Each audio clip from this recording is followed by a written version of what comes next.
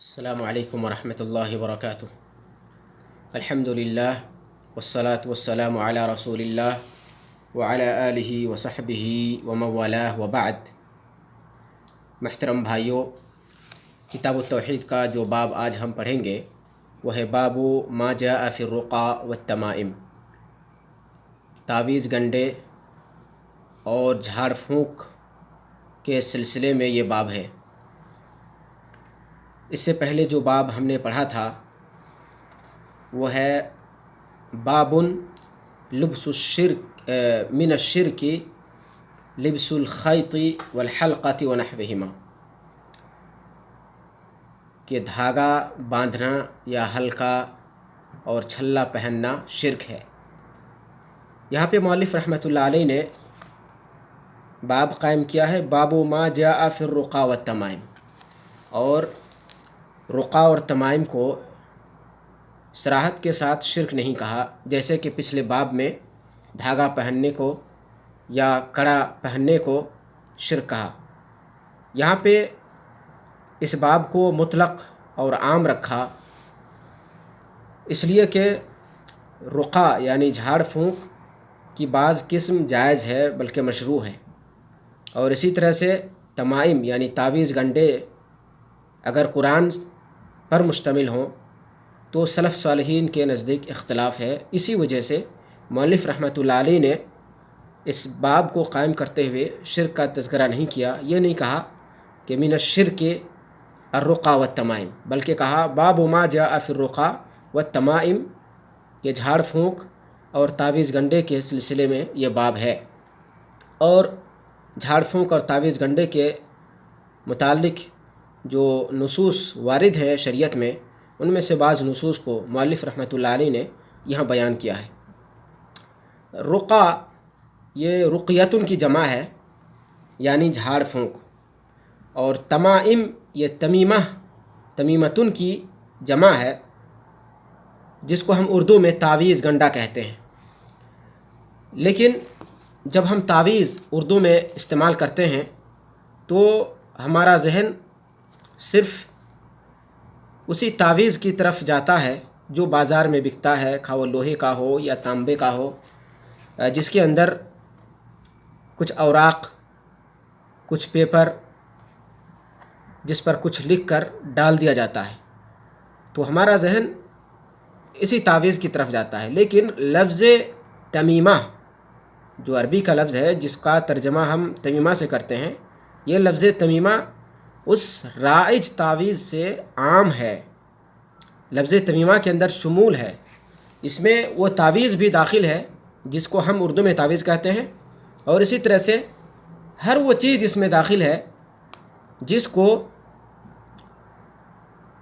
ضرر یا نقصان دور کرنے یا شفایابی کی غرض سے لٹکایا جائے یا چسپاں کیا جائے، خواہ جسم میں لٹکایا جائے، ہاتھ میں یا گردن میں یا دیوار پر یا گاڑی میں، کہیں بھی کوئی چیز اگر نفع کی امید سے یا ضرر کو دور کرنے، نقصان کو دور کرنے کی امید سے وہ لٹکائی جاتی ہے تو اس کو عربی میں تمیمہ کہتے ہیں۔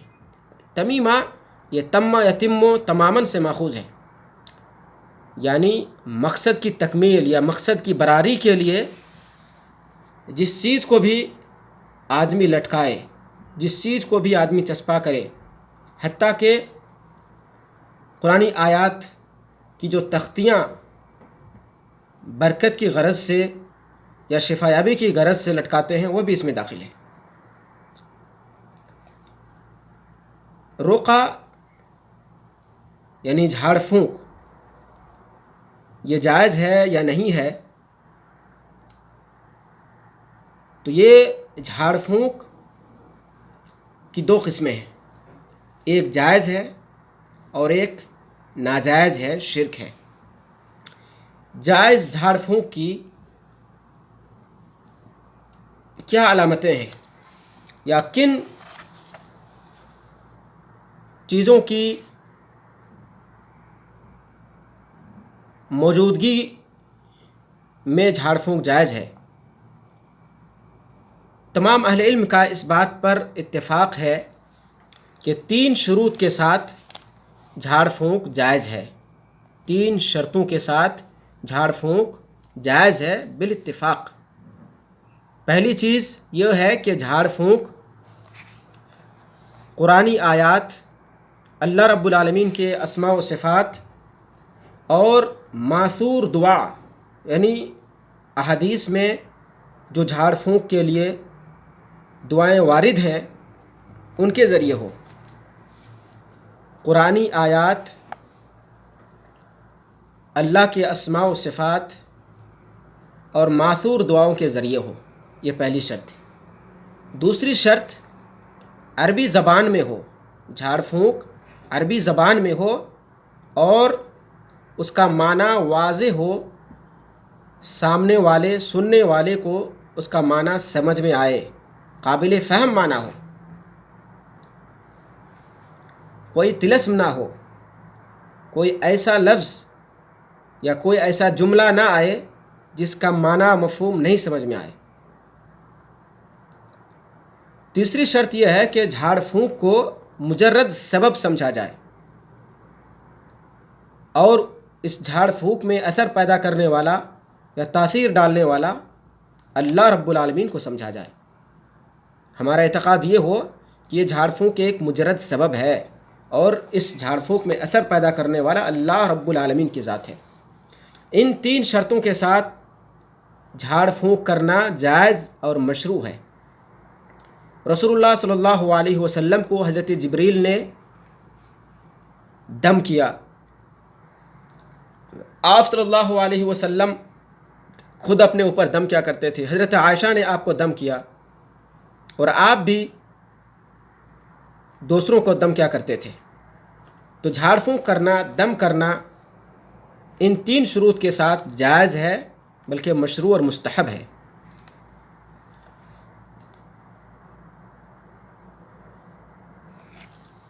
سوال یہ ہے کہ اگر قرآنی آیات، اللہ کے اسماء و صفات یا ماثور دعاؤں کے ذریعے جھاڑ پھونک نہ کیا جائے بلکہ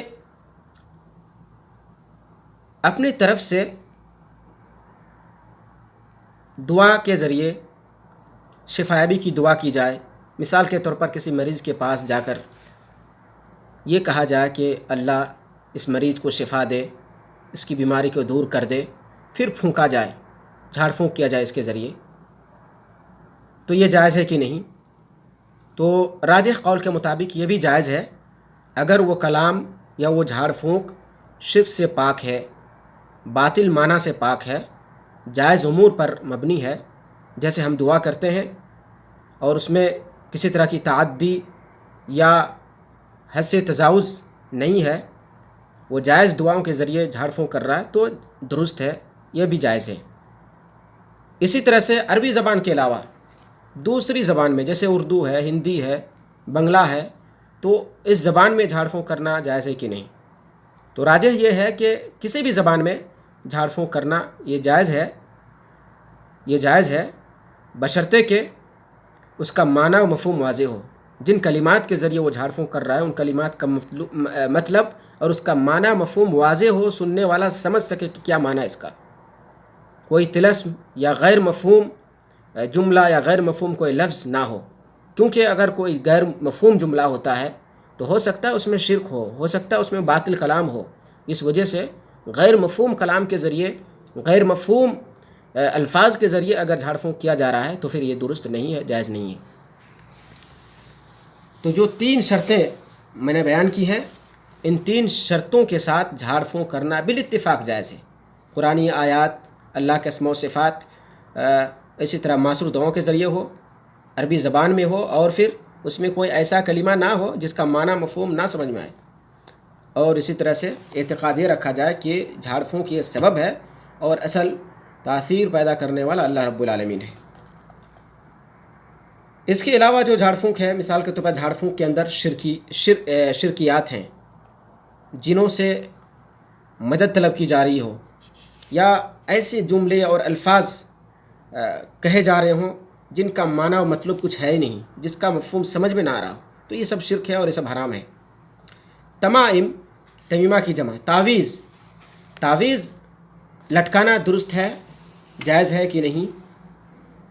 تو یہ بالاتفاق اگر تعویذ غیر قرآن میں سے ہے، قرآنی آیات پر مشتمل نہیں ہے، تو بالاتفاق جائز نہیں ہے، تعویذ لٹکانا جائز نہیں ہے۔ اور اگر قرآن پر مشتمل تعویذ ہے، تعویذ کے اندر قرآنی آیات لکھی ہوئی ہے، تو ایسے تعویذ کو لٹکانا جائز ہے کہ نہیں؟ اس سلسلے میں سلف کے ہاں اختلاف رہا ہے۔ عبداللہ بن عمرو بن عاص صحابی ہے، وہ قرآن پر مشتمل تعویذ کو جائز سمجھتے تھے، اس کی رخصت دیتے تھے۔ اور دوسرے صحابہ کرام جیسے عبداللہ بن مسعود، عبداللہ بن عباس وغیرہ قرآن پر مشتمل تعویذ کو بھی ناجائز سمجھتے تھے، اس کو بھی حرام سمجھتے تھے۔ راجح یہ ہے کہ قرآن پر مشتمل تعویذ بھی جائز نہیں ہے۔ اس کی 3 وجہ ہیں۔ پہلی وجہ یہ ہے کہ جتنے بھی تعویذ کی ممانعت پر دلیلیں آئی ہیں وہ سب عام ہیں، یہ ممانعت یا یہ نہیں عام ہے۔ مثال کے طور پر مؤلف رحمۃ اللہ علیہ نے اس باب کے اندر یہ حدیث ذکر کی ہے، ان الرقا والتمائم والتوالۃ شرک، کہ جھاڑ پھونک، تمائم، تعویذ اور جادوئی عمل، میاں بیوی کے درمیان محبت پیدا کرنے والا عمل شرک ہے۔ اسی طرح سے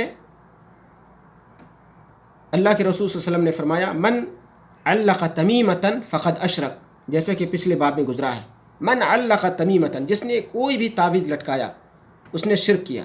من یہ شرطیہ ہے اور تمیمہ یہ نکرہ ہے، تو نکرہ شرط کے سیاق میں آیا ہے، یہ عموم کا فائدہ دیتا ہے۔ کوئی بھی تعویذ ہو، قرآن پر مشتمل ہو یا غیر قرآن پر مشتمل ہو، ہر طرح کا تعویذ لٹکانا حرام ہے اور شرک ہے۔ تو جو دلیلیں آئی ہیں وہ سب عام ہیں، اور کوئی خاص دلیل نہیں آئی ہے کہ قرآن پر مشتمل تعویذ لٹکانا درست ہے یا جائز ہے۔ دوسری چیز یہ ہے کہ سد ذریعہ کے طور پر بھی تعویذ نہ لٹکا جائے، قرآن پر مشتمل تعویذ نہ لٹکا جائے، کیونکہ قرآن پر مشتمل تعویذ اگر لٹکاتے ہیں تو دھیرے دھیرے غیر قرآن پر مشتمل تعویذ بھی لوگ لٹکانا شروع کر دیں گے۔ یا اسی طرح سے اگر قرآن پر مشتمل تعویذ لٹکانے کی اجازت دے دی جائے تو تعویذ جو شرکیہ تعویذ ہیں ان پہ انکار کرنا یا ان کی نکیر کرنا ہمارے لیے ممکن نہیں ہوگا، کیونکہ جب ہم کسی کے ہاتھ میں تعویذ دیکھیں گے تو ہمارے ذہن میں بات آئے گی کہ ہو سکتا ہے یہ قرآن پر مشتمل تعویذ ہو۔ یہ بھی ایک بڑا مسئلہ ہے۔ اور قرآنی تعویذ لٹکاتے لٹکاتے لوگ عموماً غیر قرآنی تعویذ کے بھی عادی ہو جائیں گے اور لوگ اس طرح سے شرک میں مبتلا ہو جائیں گے۔ تو سد ذریعہ کے طور پر بھی قرآنی تعویذ نہیں لٹکانا چاہیے۔ تیسری چیز یہ ہے کہ اگر قرآنی تعویذ یعنی قرآنی آیات پر مشتمل تعویذ انسان لٹکاتا ہے تو ظاہر ہے انسان کو حاجت پوری کرنی ہوتی ہے، بیت الخلاء جانا ہوتا ہے، تو وہی تعویذ پہن کر وہ بیت الخلاء جائے گا، ناپاک حالت میں رہے گا، تو ظاہر ہے اس سے قرآن کا امتحان یعنی قرآن کی بے حرمتی ہوتی ہے۔ ان 3 اسباب کی بنیاد پر قرآنی آیات پر مشتمل تعویذ لٹکانا بھی درست نہیں ہے، جائز نہیں ہے۔ اب آئیے ہم دیکھتے ہیں کہ مؤلف رحمۃ اللہ علیہ نے اس باب کے اندر جو نصوص، جو احادیث ذکر کیے ہیں، جو آثار بیان کیے ہیں، ان کا معنی اور مفہوم کیا ہے اور ان سب کا باب سے تعلق کیا ہے۔ مؤلف رحمۃ اللہ علیہ کہتے ہیں وفی الصحیح عن ابی بشیر الانصاری رضی اللہ عنہ انہ کان مع رسول اللہ صلی اللہ علیہ وسلم فی بعض اسفارہ فارسل رسولا الا يبقين في رقبة بعير قلادة من وتر او قلادة الا قطعت۔ صحیح میں حضرت ابو بشیر انصاری سے روایت ہے، صحیح سے مراد یہاں پہ صحیح بخاری صحیح مسلم ہے، یہ حدیث متفق علیہ ہے۔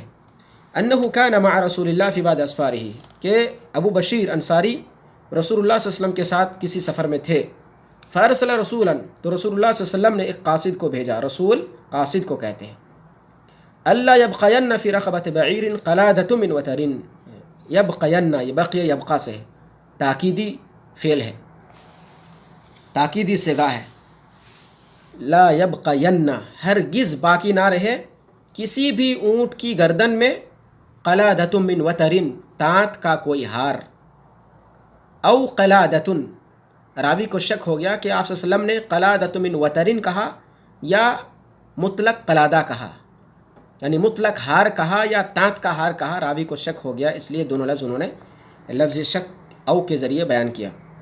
الا قطعت، مگر اسے کاٹ دیا جائے۔ آپ صلی اللہ علیہ وسلم نے ایک قاصد کو بھیجا کہ جس کسی اونٹ کی گردن میں تانت کا کوئی ہار دیکھے اسے کاٹ دے۔ تانت کسے کہتے ہیں؟ اپنی کمان تو دیکھا ہوگا، کمان میں جو رسی ڈالی جاتی ہے تو یا تو رسی ہوتی ہے یا دھاگا ہوتا ہے، یا پھر وہ بکری یا گائے یا کسی جانور کی انتڑی بٹ کر کمان میں وہ لگاتے ہیں، تو اس کو تانت کہتے ہیں عموماً۔ تو زمانے جاہلیت میں لوگ کمان کی تانت جب پرانی ہو جاتی تھی تو اس کو ہٹا کر نئی تانت لگاتے تھے، اور اس پرانی تانت کو اونٹ کی گردن میں لگا دیتے تھے نظر بد سے بچاؤ کے لیے۔ تو اللہ کے رسول صلی اللہ علیہ وسلم نے یہ حکم دیا کہ جس کسی بھی اونٹ کی گردن میں تانت کا ہار یا قلادہ ہو اسے کاٹ دو۔ اس حدیث کا تعلق باب سے کیا ہے؟ باب ہے باب ما جاء فی الرقا والتمائم، تمائم اور رقیہ کا باب، یعنی تعویذ گنڈے اور جھاڑ پھونک کا باب۔ تو اس میں قلادۃ من وترن کا لفظ ہے، یعنی تانت کا ہار تمائم میں داخل ہے۔ جیسا کہ میں نے کہا کہ تمیمہ یا تمائم یا عام ہے، اس کے اندر شمول ہے، عموم ہے، جو اردو زبان میں ہم تعویذ سے اس کا ترجمہ کرتے ہیں وہ کافی نہیں ہے۔ ہر وہ چیز جس کو ضرر یا نقصان کے دفع کے لیے، دور کرنے کے لیے یا متوقع نقصان سے بچنے کے لیے لٹکایا جائے یا کہیں چسپاں کیا جائے اس کو تمیمہ کہتے ہیں۔ تو قلادۃ من وترن، تانت کا ہار اونٹ کے گردن میں زمانے جاہلیت میں لوگ لٹکایا کرتے تھے۔ تو یہ جو ہار ہے تانت کا، تو نظر بد سے بچاؤ کے لیے چونکہ وہ کیا کرتے تھے، تو گویا یہ تمیمہ ہے جس سے اللہ کے رسول صلی اللہ علیہ وسلم نے منع فرمایا۔ آگے مؤلف رحمۃ اللہ علیہ عبداللہ بن مسعود سے ایک روایت نقل کرتے ہیں۔ عبداللہ بن مسعود کہتے ہیں سمعت رسول اللہ صلی اللہ علیہ وسلم یقول ان الرقا والتمائم والطوالۃ شرک، رقا بے شک جھاڑ پھونک، والتمائم تعویذ گنڈا، والطوالۃ میاں بیوی کے درمیان محبت پیدا کرنے والا جادوئی عمل شرک ہے۔ رواہ احمد و ابو داؤد، اسے احمد ابو داؤد نے روایت کیا ہے۔ اس حدیث کی سند میں ضعف ہے، کیونکہ اس حدیث کی سند میں ایک راوی ہے جس کا نام نہیں ذکر کیا گیا ہے، ابن اخی زینب، حضرت زینب رضی اللہ تعالی عنہ کے بھتیجے ہیں، تو ان کا نام اس سند میں ذکر نہیں ہے۔ لیکن یہ حدیث مستدرک حاکم میں بھی دوسرے طریق سے آئی ہے جس سے اس حدیث کی تقویت ہو جاتی ہے، گویا یہ حدیث حسن لغیرہ ہی ہے جو کہ قابل احتجاج ہے۔ ان الرقا، بے شک، الرقا، الف لام الرقا میں جو الف لام ہے یہ عموم کے لیے ہے، جنس، الف لام جنس کے لیے ہے جو عموم کا فائدہ دیتا ہے۔ اسی طرح تمائم والتمائم والطوالا، جو الف لام ہے یہ عموم کا فائدہ دے رہا ہے۔ تو ہر طرح کا جھاڑ پھونک، ہر طرح کا تعویذ، ہر طرح کا جادوئی عمل شرک ہے۔ لیکن الرقا کے اندر جو الف لام ہے یہ تو یہ عموم کا فائدہ دے رہا ہے، لیکن اس عموم سے خصوص مراد لیا گیا ہے۔ اس کو عربی میں عام ارید بہ الخصوص، عام ارید بہ الخاص کہا جاتا ہے، یا عموم ارید بہ الخصوص، کہ یہ عام ہے لیکن اس سے خاص قسم کا جھاڑ پھونک مراد لیا گیا ہے۔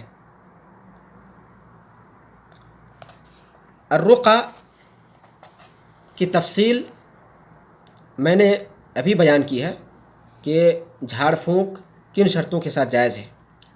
تو یہاں پہ جھاڑ پھونک جسے شرک کہا گیا ہے، اس سے مراد وہ جھاڑ پھونک ہے جس میں شرک یا کلمات ہوں، جن سے یا کسی مخلوق سے مدد طلب کی جا رہی ہو، یا ایسے کلام اس جھاڑ پھونک میں موجود ہوں جن کا معنی مفہوم سمجھ میں نہ آئے۔ والتمائم، تمائم میں جو الف لام ہے جو عموم کے لیے یہ اپنی حالت پر ہے۔ ہر طرح کا تمیمہ، ہر طرح کا تعویذ گنڈا شرک ہے۔ اسی طرح سے تیوالا، میاں بیوی کے درمیان محبت پیدا کرنے کا جو عمل ہے اس کو تیوالا کہتے ہیں، یہ بھی شرک ہے جو کہ جادو کی ایک قسم ہے۔ آگے مؤلف رحمۃ اللہ علیہ کہتے ہیں وعن عبداللہ بن عکیم مرفوعا من تعلق شیئا وکل الیہ رواہ احمد والترمذی۔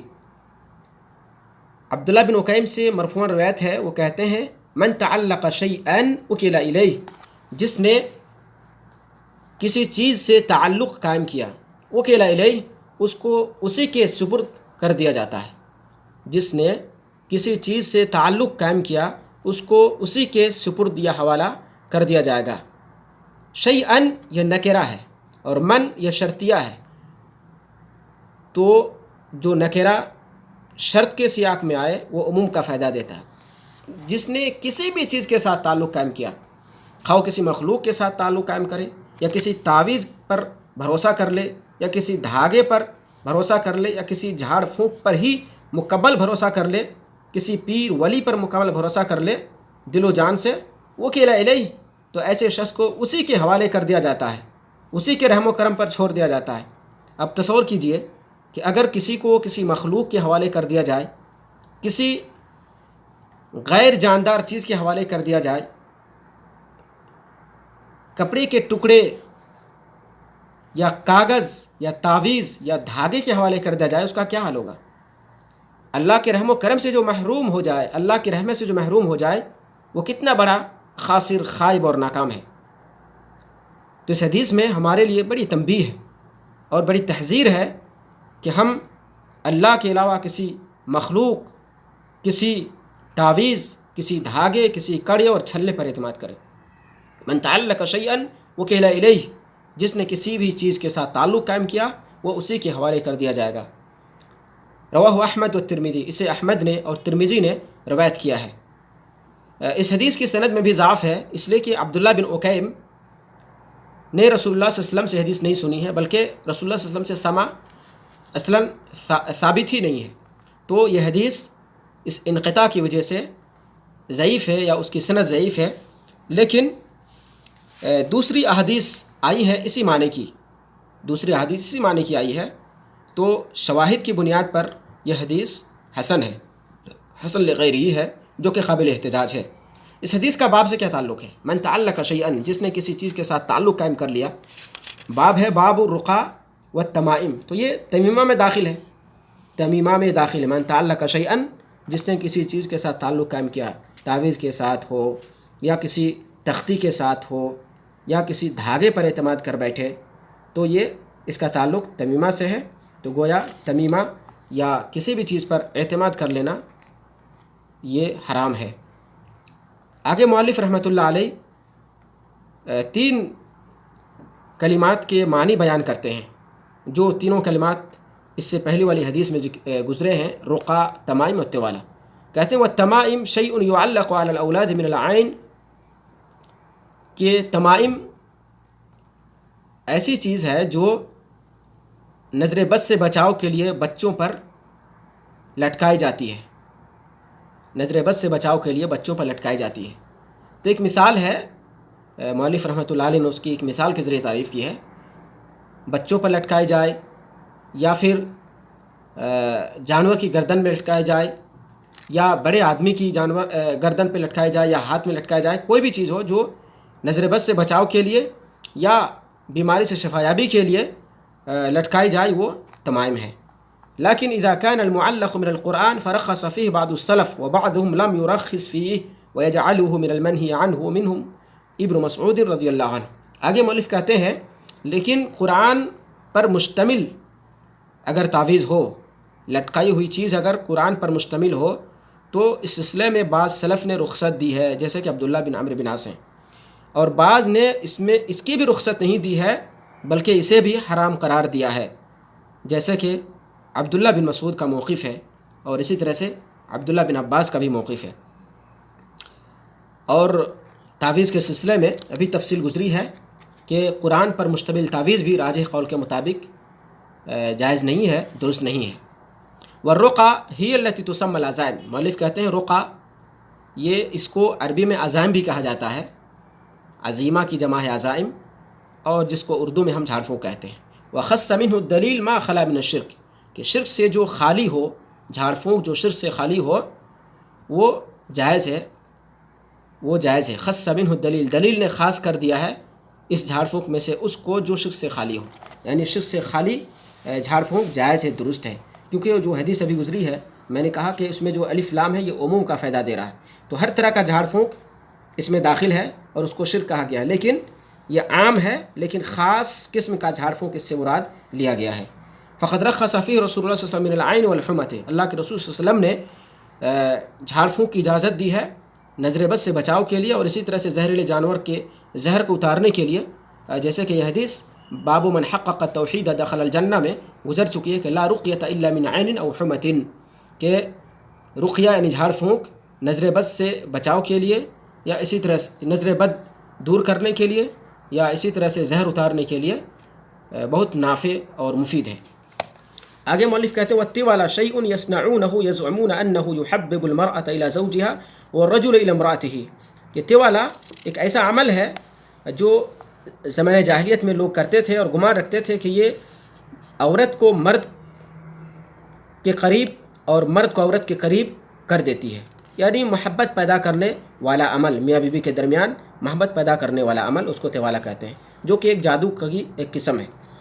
آگے مؤلف کہتے ہیں وروى الامام احمد عن رویفی قال قال رسول اللہ صلی اللہ علیہ وسلم یا رویفی لعل الحیاة ستطول بك فاخبر الناس ان من عقد لحيته او تقلد وترا او استنجى برجيع دابة او عظم فان محمدا بريء منه۔ اس حدیث کو امام احمد نے اور اسی طرح امام ابو داؤد نے روایت کیا ہے، اور یہ حدیث صحیح ہے، رویفے سے روایت ہے، وہ کہتے ہیں رسول اللہ صلی اللہ علیہ وسلم نے فرمایا یا رویفے اے رویفے لعل الحیاة ستطول بك، شاید کہ آپ کی زندگی دراز ہو، طال یطول دراز ہونا، لمبا ہونا، فاخبر الناس تو آپ لوگوں کو بتلا دیجئے ان من اخذ لحیتہ، جس نے اپنی داڑھی کو باندھا یا گرہ لگایا، او تقلد وترن یا تانت کا ہار پہنا، او استنجا برجیع دابۃ یا کسی چوپائے کے گوبر سے یا لید سے استنجا کیا یا ہڈی سے استنجا کیا، فإن محمدًا بریء منہ، تو محمد صلی اللہ علیہ وسلم ایسے شخص سے بری ہے۔ یہ جو تعبیر ہے محمد صلی اللہ علیہ وسلم ایسے شخص سے بری ہے، تو یہ جو براءت کی تعبیر نصوص میں آتی ہے تو اس سے مراد یہ ہے کہ جس فعل سے براءت کا اظہار کیا جا رہا ہے وہ فعل کبیرہ گناہ ہے۔ اس حدیث میں 3 چیزوں کا ذکر ہے، وہ تینوں گویا کبیرہ گناہ ہے یا شرک کے درجے تک بعض پہنچ جاتا ہے۔ من اخذ لحیتہ، جس نے اپنا داڑھی باندھا، جس نے اپنی داڑھی میں گرہ لگائی، تو یہ داڑھی میں گرہ لگانا یہ زمانہ جاہلیت میں 2 طرح سے لوگ 2 سبب کی بنیاد پر کیا کرتے تھے۔ پہلا سبب یہ تھا کہ میدان جنگ میں کچھ لوگ فخر و غرور کی بنیاد پر داڑھی کو لپیٹتے تھے اور گرہ باندھتے تھے، تو اللہ کے رسول نے اس غرور اور فخر سے منع فرمایا۔ اہل علم نے دوسرا سبب اس کا یہ بیان فرمایا کہ بعض لوگ بڑے خوبصورت ہوتے تھے، داڑھی بڑی خوبصورت ہوتی تھی، تو نظر بد کا خوف ہوتا تھا، تو وہ اپنی داڑھی میں جگہ جگہ گرہ باندھ لیتے تھے تاکہ داڑھی بدصورت دکھے اور کسی کی نظر نہ لگے۔ او تقلد وترن، یہ جو جملہ ہے تقلد وترن، اس کا تعلق ہے اس باب سے، اور یہی مناسبت ہے کہ جس نے تانت کا ہار پہنا، تو تانت کا ہار پہننا یہ تعویذ اور گنڈے میں آتا ہے۔ او استنجا برجیع دابۃ، دابہ چوپائے کی لید یا گوبر سے استنجا کرنے کو منع کیا گیا ہے، اسی طرح سے ہڈی سے بھی، کیونکہ چوپائے کی لید یا گوبر جنوں کے چوپائے کی خوراک ہے اور ہڈیاں جنوں کی خوراک ہے، اس لیے اس سے استنجا کرنے سے منع کیا گیا۔ آگے مؤلف رحمۃ اللہ علیہ نے ایک اثر سعید بن جبیر کا نقل کرتے ہیں، کہتے ہیں من قطع تمیمۃ من انسان کان کعدل رقبۃ، سعید بن جبیر کہتے ہیں کہ جس نے کسی انسان کے ہاتھ سے یا جسم سے ایک تعویذ ہٹایا، کاٹا، تو گویا اس نے ایک گردن آزاد کی، ایک غلام آزاد کیا۔ ایک غلام آزاد کرنے کا بڑا ثواب ہے، تو اگر کسی شخص نے کسی آدمی کے جسم سے تعویذ ہٹا دیا، کاٹ دیا، تو اس کو ایک غلام آزاد کرنے کے برابر ثواب ملتا ہے۔ تو یہ اثر ہے، اور یعنی سعید بن جبیر کا قول ہے، لیکن یہ قول اپنے رائے اجتہاد سے نہیں ہے، کیونکہ اس میں ثواب کا ایک خاص قسم کے ثواب کا تذکرہ ہے جو رائے اور اجتہاد سے باہر کی چیز ہے۔ اس لیے اہل علم نے کہا ہے کہ یہ بھی حدیث ہے۔ سعید بن جبیر تابعی ہے، گویا انہوں نے صحابی سے حدیث سنی لیکن پوری سند ذکر نہیں کی ہے۔ رواہ وکی، اسے وکی نے روایت کیا ہے اور یہ مصنف ابن شیبہ میں موجود ہے۔ وَلَهُ عن ابراہیم، یعنی وکی نے حضرت ابراہیم نخعی سے روایت کیا ہے، كانوا يكرهون التمائم كلها من القرآن وغیر القرآن، کہ عبداللہ بن مسعود کے شاگردان تمام طرح کے تعویذ گنڈے کو حرام سمجھتے تھے، خواہ وہ قرآن سے ہو یا غیر قرآن سے ہو۔ یکرہون کراہت یا مکروہ سمجھتے تھے نہیں بلکہ حرام سمجھتے تھے۔ سلف صالحین کے اقوال میں یا قرآنی آیات اور احادیث کے اندر جب کریہہ کا لفظ آتا ہے یا مکروہ کا لفظ آتا ہے تو اس سے مراد حرام ہے، فقہا کے یہاں جو اصطلاح ہے اس اصطلاح سے ہٹ کر فقہا کے یہاں یہ ہے کہ مکروہ وہ چیز ہے جو حرام نہ ہو لیکن جس کو چھوڑنا افضل ہو، بہتر ہو۔ لیکن اگر کوئی شخص مکروہ کا ارتکاب کر لیتا ہے تو گنہگار نہیں ہوگا۔ لیکن سلف صالحین کے اقوال میں اگر لفظ کراہت وارد ہوتا ہے تو اس کا معنی حرمت کے ہے۔ تو عبداللہ بن مسعود کے تمام ساتھی یا ان کے تمام شاگردان ہر طرح کے تعویذ گنڈے کو حرام سمجھتے تھے۔ تو اس باب کا خلاصہ یہ ہے کہ تعویذ، ہر طرح کا تعویذ حرام ہے، نہیں پہننا ہے۔ بعض شرک تک پہنچتا ہے اور بعض بدعت تک پہنچتا ہے۔ اور اسی طرح سے رقع، جھاڑ پھونک کی بعض قسمیں جائز درست ہے بلکہ مشروع اور مستحب ہے، شروط کے ساتھ جو میں نے ذکر کی ہیں، 3 شروط کے ساتھ۔ اور بعض جھاڑ پھونک شرکیہ ہوتے ہیں جس میں شرک ہو، کسی مخلوق سے مدد طلب کی جا رہی ہو یا ایسے کلام پر مشتمل ہو جھاڑ پھونک جس کا معنی مفہوم واضح نہ ہو۔ تو ہمیں شرکیہ جھاڑ پھونک سے بچنے کی ضرورت ہے۔ اسی طرح سے ہر طرح کے تعویذ سے، ہر طرح کی ایسی تختی سے یا ہر طرح کے ایسے دھاگے سے ہمیں بچنا ہے جس کو ہم نفع کے لیے یا جس کو ہم بیماری سے نجات کے لیے لٹکاتے ہیں یا کہیں چسپاں کرتے ہیں۔ اللہ رب العالمین سے دعا کرتا ہوں کہ اللہ رب العالمین ہمیں توحید پر قائم و دائم رکھے، شرک اور اس کی تمام اقسام سے بچائے۔ آمین۔ السلام علیکم ورحمۃ اللہ وبرکاتہ۔